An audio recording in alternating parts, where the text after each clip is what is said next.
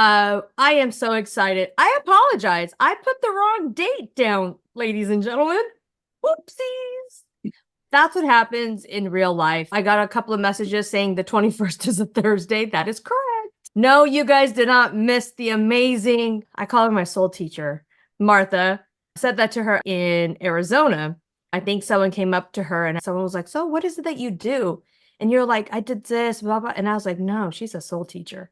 And I remember it hit you and you started crying. And your stage presence and your grounding, whoo, it's electrifying. It really is. And just, I know a lot of people were talking about like the presence of Sanika, and he has a beautiful presence on stage. And we were talking a little bit about being a woman and how that goes into being an entrepreneurship.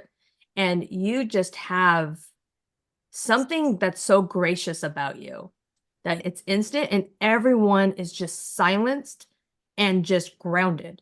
And I don't know how to explain it. And anyone that needs to be in the room with Martha, you need to be in the room with Martha because it's just something that you can't explain. So welcome.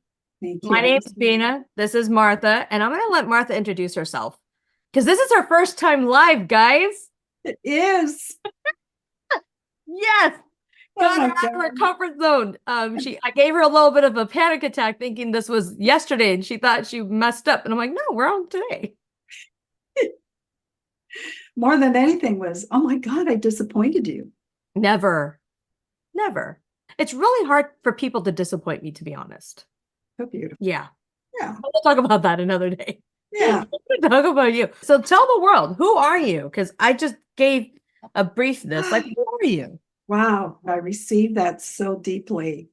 First word that came out for me was, I'm a woman of color. Interesting that came out because I never identify myself that way, but I don't know why. It just showed up just now. So I allow it to come forward. I was born in Colombia, South America, and transplanted to this beautiful country when I was close to 6 years old. And I grew up here and with very deep Colombian, Latin American roots. And so my trajectory into the present life, where I am now, is really a mixture of the beauty of both cultures, the sweetness of both cultures, and the challenges of both cultures. And I said, we do. Yeah. He said, how many? And I said, if we put them all in a room, we'd probably be around 700 of us. My mother was one of 12. My mother was one of 6. And then multiply that times first cousins, second cousins, and on. We're quite a large tribe. Time in my life, because my parents were beautifully grounded in the Latin American culture and the Colombian culture. And yet we were here in this country with very different ideas and thoughts and ways of raising children. I've had to learn to navigate those waters. The good, the bad, and the ugly, I guess you might say. I'll be 79 next month. Yay! Really don't look 79, by the way, at all. When I first met you, I think I told you, I was like, what are you, 50 or 60? And you're like, no. And I'm like, what? I literally had to turn you around. I'm like, you are bending better than I am. Wait a minute. I love it. It's so beautiful because if you saw my sisters, we looked like quadruplets. I'm the eldest of 5. My brother as well is very young at heart. So where was I? Oh, I'm turning 79, and it really hit me this last few weeks. I've been sitting with it this last few weeks. And I've been sitting with the trajectory of my life, where I've been, where I've gone, my family, what I've learned throughout the many years of self-development, of self-healing, of self-growth, of taking risks, of getting to the edge of things. And what's come forward is a great deal of gratitude. And so I'm just in deep gratitude for the opportunity to live as long as I've lived and feel vibrant and energetic and ready to go. I'm building my coaching business. I'm taking everything that I learned into supporting my clients. I'm a grandmother of 2 beautiful 7-year-olds and then a grandmother to 4 young adults. Couldn't be richer. Beautiful. That's beautiful. What is it that you're working on as a coach? I think right now, I've been playing around with being a coach for quite a while, but really seriously over the last 3 years. Yeah, I started right after I retired because I thought I knew this was the career path that I wanted to take. Yeah. And my parents, my father got ill, and then my mother got ill, and my brother and my sisters and I decided that we would take care of them at home. Mhm. And so what we did for about 4.5 years is every 4 months, I would spend a month with my mom and dad until my dad passed away, and then it was just with my mother. So I put everything on hold, and in 2021, I went through some deep grief because my first time in my life without my parents. Right. And decided really deeply, what do I want to do? I've got too much life in me to be just sitting and not contributing. So I made a commitment to start coaching. And in 2022, I launched it, but really, truly was last year when I said, I'm all in. Right? Really launched it. And this year, my commitment is to even expand it, to really be of service, to grow in the opportunity to serve others. As we know, you and I know in our field, there's so many people in pain and opportunities for them to expand from where they are to where they want to be. I'm loving it because I'm taking what I've learned about myself and translate it to how I can support another. And that's the beautiful part. And that's like the best version of yourself is when you're doing it from a place of service, but you're doing it with your life experiences. And all you're doing is showing a different light to somebody else. And it's beautiful when they do that. So when you're coaching, like what type of coach do you if you even reconcile with, like what type, because I gave you the soul teacher part of you. I was like, I don't know what you coach on, but I'm like, energetically, I'm like, you are a soul coach. If you need to find your soul, like you just got to be in the room with Martha and it all makes sense. Thank you so much for saying that, because for the longest time, people, what's your niche? Yeah. And what you're expert in? And I would have such a hard time answering that question, because if you were to look at the clients that I've had over the last 2 years, there's so much variety of coaching that I've done. However, I'm finally experiencing myself from that place of soul-centeredness. And I think that has to do with the fact that I'm really allowing myself to be at the deepest level of myself that I can. That awareness of the beauty that we are. Yeah. And it's as many females in general, or any coaches that are going into entrepreneurship, a lot of people get stuck in that trap of what's your niche? What are you doing? Blah, blah, blah. Go down that rabbit hole. And even in my coaching container, everyone's, what's your niche? What am I going to do? It comes through. And the number one thing I always tell people is that clarity piece. I think now you have that clarity of what it is that you are embracing in your life and what part you want to share with the world. And the minute you get that clarity, your niche is already, it's already discovered. Like you have it. I love that. Yes, clarity. Ooh. Yeah. And Bina, what comes forward too for me is putting into practice the principles from my master's program in spiritual psychology. And that there is a goal line and a soul line that we operate in the world. And most of us operate in the goal line, the next goal, right? And what I found when I finally became really clear about things is it never satisfies you because it's the next thing. You're going for the next shiny object. Right. It's like the carrot. Actually, when I had my conversation with Daniel Harder, is he describes it as you're putting the carrot in front of somebody and go chase the carrot. And then like all they're doing is focusing on chasing that carrot, when in reality, they just have to grab it and it's right there. And I was chasing that for a long time. So I get it. And so we can't live without being on the goal line because we live on this earth, and this earth is material.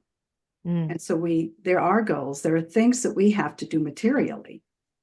And we can also be very connected to our soul, our heart, God, spirit, the universe, however we want to identify it. because that really is the essence of who we are, that love that exists within us. And when one is off balance, we're really out of kilter. For me, it's really integrating the two when I'm with my clients.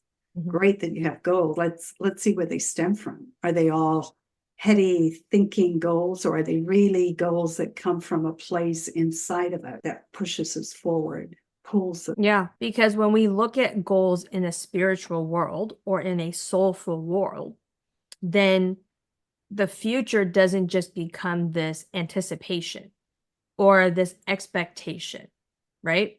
Right. And when we go and do things into the future, we're basically in that expectation role. And that's where the goals of the expectation goals are the ones that people just achieve, and then they expect it to achieve it. I want to hit a 50K month. Okay, done. I want to, I don't know, travel the world. Okay, done. And it's that anticipation for it. But what I'm hearing you say is when you come from a place of soul, from a place of spirit, it's not just a check mark. It's more of a place of being, gravitating and staying more present in the moment is what I'm hearing. Yes. Yes, because in that moment, we are then really experiencing the joy and the laughter or whatever it may be in the moment versus not living in the moment, but living in that beautifully. So how would you explain to somebody when somebody is living in the moment? How do you explain to somebody what that truly means? Because some people have a hard time with this concept. Some people sit there and they go, I'm anticipating, I know what I'm going to do tomorrow. But how do you explain to them that if we are in the moment, like just this conversation was not planned, none of my conversations are planned. It's just for me, it's that curiosity of, ooh, what's going to happen? That's how I stay present, is by having the inner child, the curiosity of playing a game, or the curiosity of, I have no idea what Martha's going to say, but I'm just going to sit here and just be in awe. And I'm going to be like, wow, that was powerful. Like, yeah. I'm not going to know until I'm in the moment. How do you explain that to somebody with your mastery level? Because when I try to explain it, they're just like, I don't get it. It's a hard concept. So how do you explain that more to people? I start with getting them out of their head and asking from a place of possibilities, what is it that they're experiencing right at the moment? Somehow it brings them to the present. And then we talk about now, Bina, because it's so interesting that you asked me the question, because I don't think about it if I do it. Because you just do it, right? It's that. And this is where I love exploring with coaches, with entrepreneurs, with just people in general. It's because you've practiced it. You are at a mastery level of this. And this is actually a good thing for people to see of how someone that's developing, and I'm still like, I find myself like a mid-level at this point. And going from that place of fully not understanding to fully practicing it all the time to, okay, I think I get it now. And you're like, yes, this makes more sense, to, oh my God, this makes more sense, to that level of when you're just in it and then you just can't explain, you can't slow it back down because you've been doing it at this mastery level. And that's so beautiful to witness, because this is a level I want to be at. Like where your level is, like, that inspires me. So I want to acknowledge you for that, because it's beautiful to just be in that practice. Thank you. I think the word that came forward just now for you was slowing down. And so with my clients, I use that a lot. And I use, as they're wrapping up, right, with the thinking is, okay, let's slow down and take a deep breath. And I usually have them close their eyes and take deep breath. Let's get centered. What's really coming up? What is it that you're feeling? What's that one thought that's in your mind right now? And so for me, that's how I practice myself. And I go, oh, deep breath. I'm nervous. It's okay. It's going to be all right. Slow down. And I started to walk very deliberately. Okay. So to me, I guess it's bringing me to the present because I was already thinking of my thoughts were, is it going to be okay? I know what to say. Am I going to be ready for Bina? How's Bina going to feel? Will I say the right word? So I was already spiraling out. Feel it. Release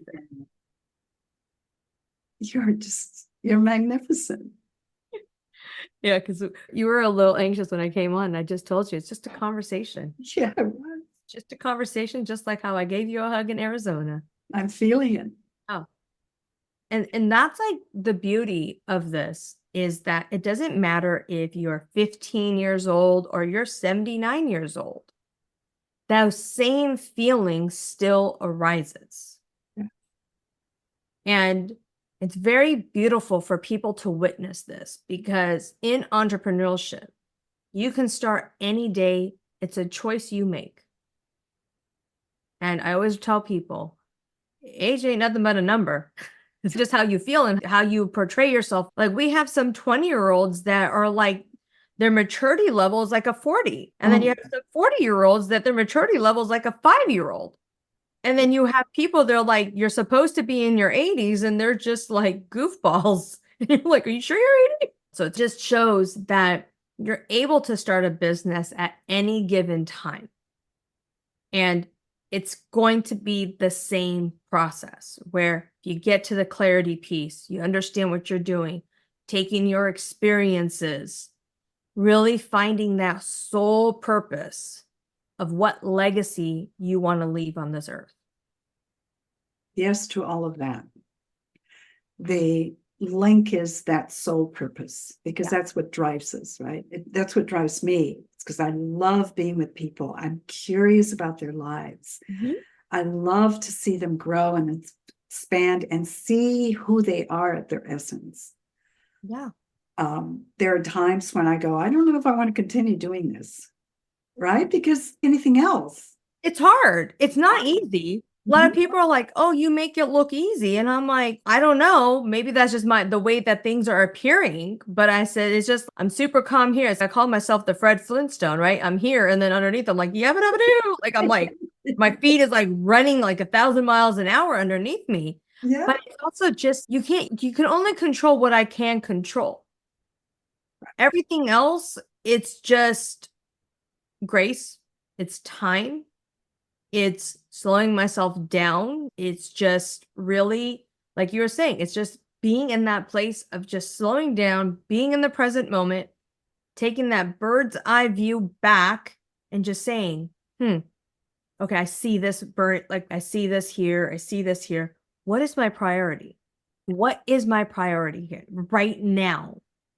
If I see my kids all stirred up and comes up, my husband's frustrated, and then I see something else if I take back when I'm overwhelmed and I see the laundry, that's the big one. I see the laundry piling up. It's like, is that my priority or is it getting my kids grounded and giving my husband a break?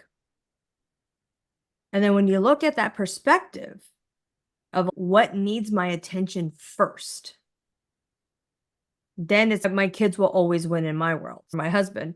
And then it's okay, laundry's on the back burner. Right. That's okay. Right. It will never stop anyway. So there's no difference. But the kids will always grow and that will continue going. Because your mission, if you will, is what I'm hearing. Your mission really is your children and your husband and Absolutely. Right. That's your mission. Yeah. Regardless of what you do, everything else is second. Yeah. I'm imagining that's one of your core values. Yes. And so if we follow that core value, everything else then has to fall into place from that place. Yeah. And I call them, that's the non-negotiables I tell people in business. Right. If you know what your non-negotiables are, where you just have, if you take a bird's eye out and everything is burning, right? And fires, and not necessarily literally a fire, but just storm after storm after storm. Like in your head, and it's only a choice you can make because your non-negotiables are your non-negotiables, right? What is it for you? Close your eyes. Take a step back. if the world or whatever in your world is in full chaos, what's the 5 things that you're going to take care of first? And what 5 people are, and I call it the rule of 5, like what 5 people comes in. If you have more than 5 children, that's 1 finger. That's like that's added into 1. And then you're able to build your business out. You remind me, can I tell you a story? So you remind me, part of my master's program was a project that we had to focus on. And my project was walking the Camino of Santiago, a 500-mile walk from the French side of the Pyrenees, over the Pyrenees, all the way across Spain. Okay. And so I did that. I just turned 63 and I went. First time in my life that I go backpacking, first time in my life that I walk any length of time. Yeah. First time hiking of any kind. And I remember distinctly knowing that I had the destination. I had my map that I had to go from here to here, and it was 500 miles. And I couldn't do it in a day, but I could do it by the day. So that I would prepare myself the night before to see how many miles I'd have to walk till the next place where I would sleep. And that's all I could focus on was, okay, I've got to go from here to here. I could not look at the final end. It was too much. My body couldn't handle it. But I knew that's where I was going. Yeah. And so I use that as an example sometimes for me when I get overwhelmed. So, okay, I know that this is where I want to go, but I can't get there without taking 1 step at a time. So to you, it's focus getting back and looking at the bigger picture, knowing that, yeah, it'll get done, but 1 step, 1 breath at a time. It really does. It's the power of the pause, and something I highly coach on with in multiple areas. And even when I speak, even when I do my speaking presentations, it's the power of the pause. You'll see me even in a presentation, and I can be a room full of people of 1,000, 10,000, however many people. You will always see me take a deep breath in between with my hand on my heart.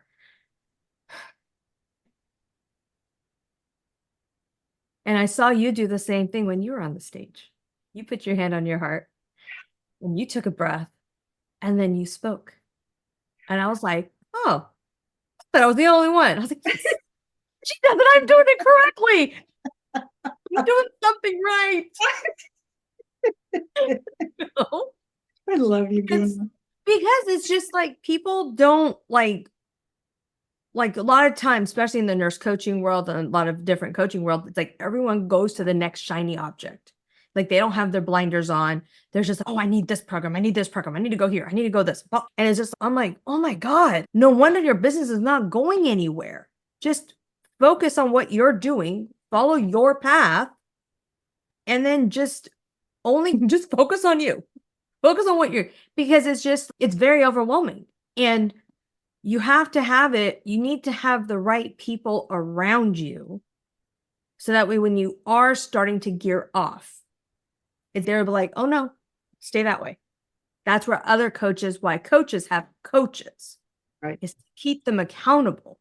And it's very hard to do. Some people like they go on stage and they're like, oh, this is great. And then they try to replicate it and then they can't replicate it again. Then they get discouraged. And they ask me that. They go, how do you keep replicating yourself? Or how does this keep going? I said, because I don't go for the shiny objects. If it comes, but I'm not looking for the next opportunity. When it presents itself, I just see it. And I walk into it. But when you're looking, you're missing what's in front of you. See, to me, in those words that you're just speaking, what you just said is full clarity of who you are. Mm. And that your focus is on the service. Yeah. How can I serve today? How can I serve more or grandeur? Mm-hmm. Not on I'm chasing after X. Your purpose is really to be of service. Yeah. And that comes from a deeper place inside of us. It's a beautiful place to be. And that's why when we are building our brand or our business, we have to know who we are first. And so a lot of people that want to go into the coaching world, remember, only 4% of coaches make it. The statistics are, yeah, the statistics are really bad. Like, it's really against you. That's why a lot of people don't go into entrepreneurship, is because it's only the top 4 or top 5 that actually make it. And the reason why the top 4 or the top 5 only make it is because they know exactly who they are. And that's where the non-negotiables come in. What is my purpose? What is my why? What am I leaving my legacy for? And their clarity, they have that fully clear. I see it in Alok. I see it in Ankish. I see it in Kasudi. I see it in Steve Hardison, right? Like, we see it, but they don't ever like, they don't go left or right. They're always saying the exact same thing. Correct. And that's where I'm encouraging more women now to step into that power of just owning it, being in that presence, being in that life of, just because I'm a mom or I became a wife, I can't, like, oh, I can't do this. I can't do this now. I have children. I don't know. I have a dog. Men do. They do, and then they don't. Their excuses are different. Yeah.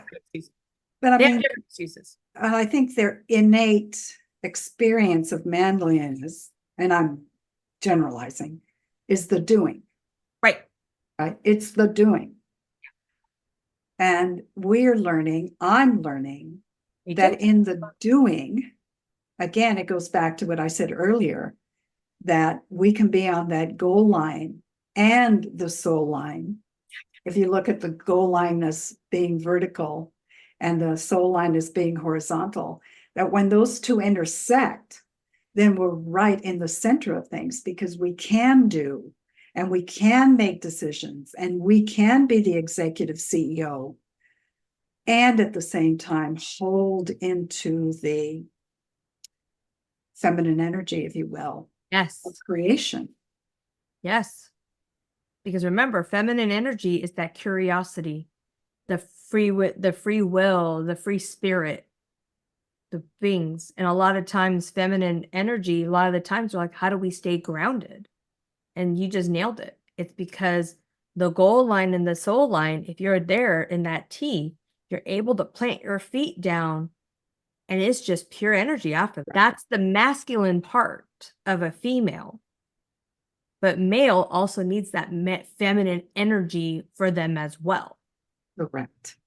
And so it's not masculine, feminine. I want to make that very clear with the audience. There's no, like, all I'm stating is that when you find your purpose and you come in, a lot of the times that females, once they ground themselves, because of that free fluency and all of this, a lot of the times they're like, I don't want to invite anybody over because my house is a mess. Or let's not do this because it comes up. Or if they're going into a coaching container, oh, let me ask my spouse, can I do this? Or should I do this? Can I do this? Then those words come out. Could I, shoulda, woulda, coulda, right? Then those are negative. Those are negative thoughts people have to realize, like, that you're doubting yourself. I'm not saying men don't have it. Just men just don't see it and they just do it. And like, right. Okay, we're gonna go buy a car. Okay, they just go buy a car and they come home. Where women are like, I need to drive it. I need to see this. There's nothing wrong with that. Correct. Nothing. All I'm stating is that you need to have the balance of both. But then own in, once you put your plants down and your feet in that sand and you planted it, don't let it go.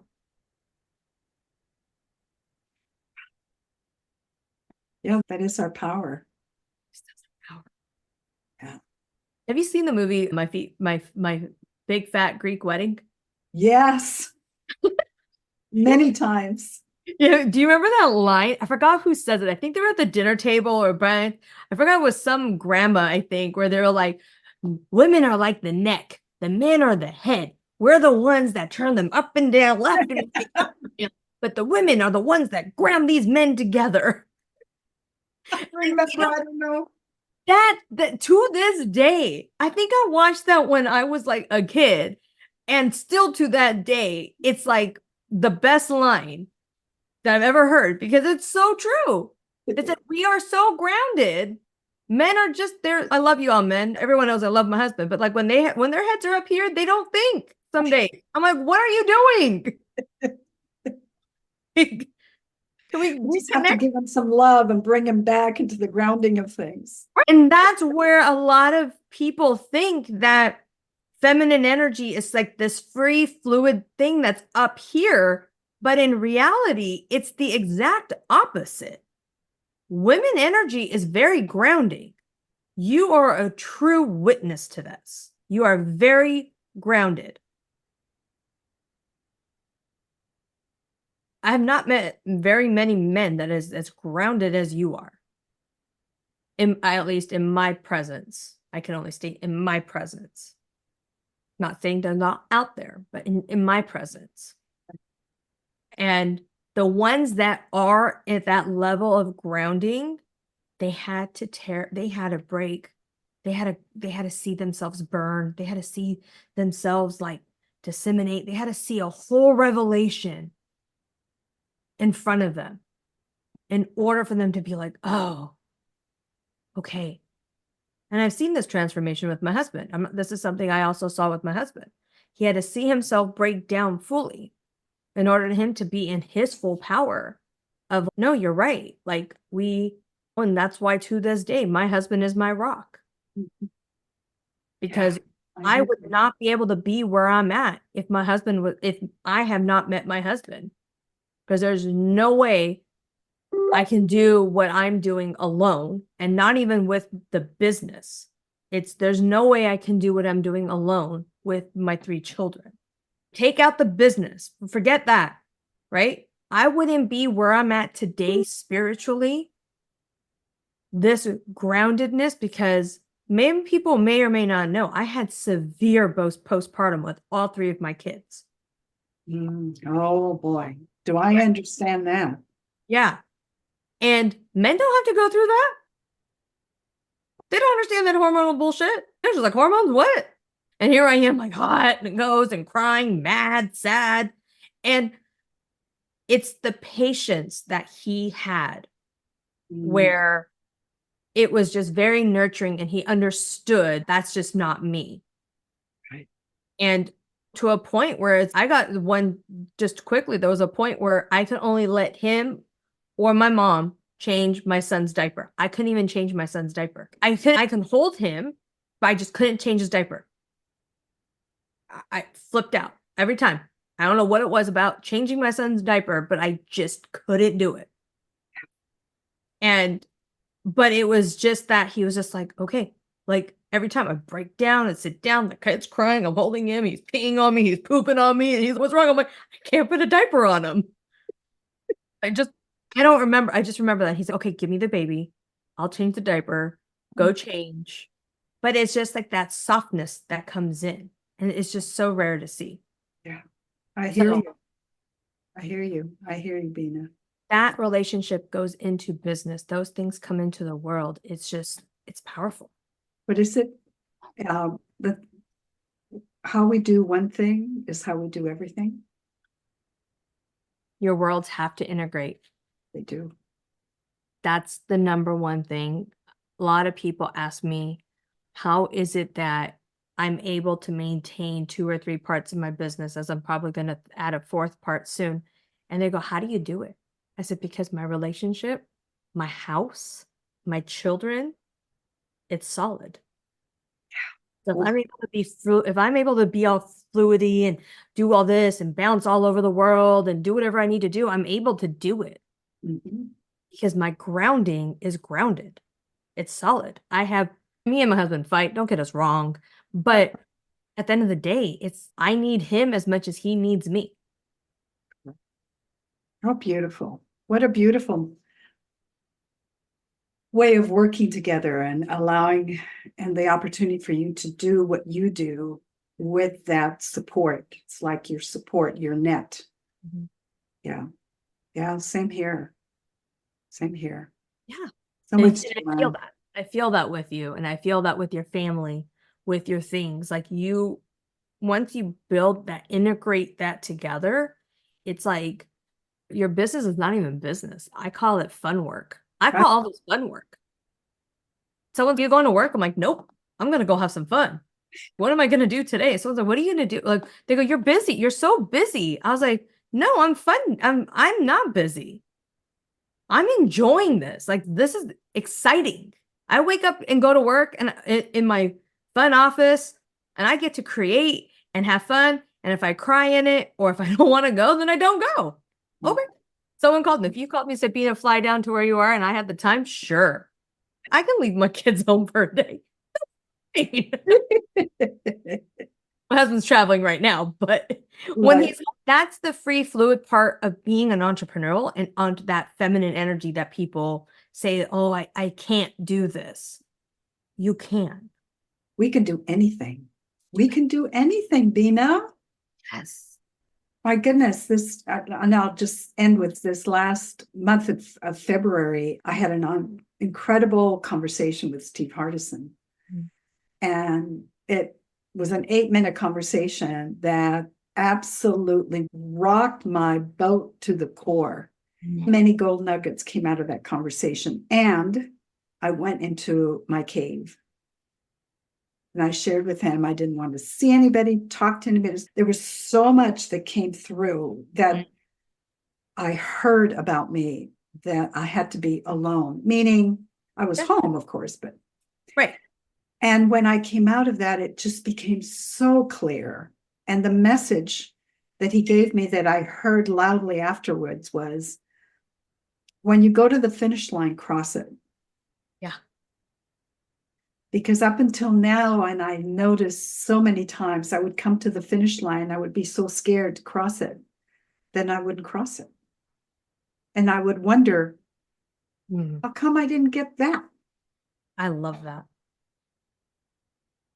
When you get to the finish line, cross it.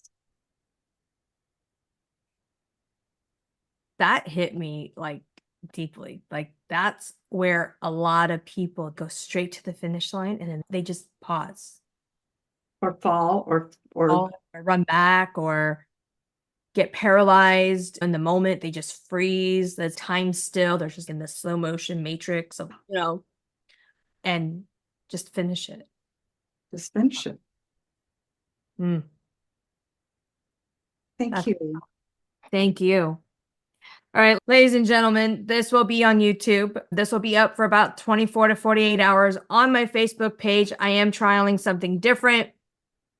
After Monday, I'll be taking it down, and then all of these gold nuggets, all this information that me and Martha have shared will be on my YouTube page at Bina Bendale YouTube. I guess that's what it's called at this point. And thank you guys all, and I will see you guys all next week with somebody else. And if you guys, anyone wants to be a guest or anyone that wants to come on and just have a raw conversation, reach out to me. I would love to have you. It's free. I'm doing this out of love. I love meeting people. I love connecting with people.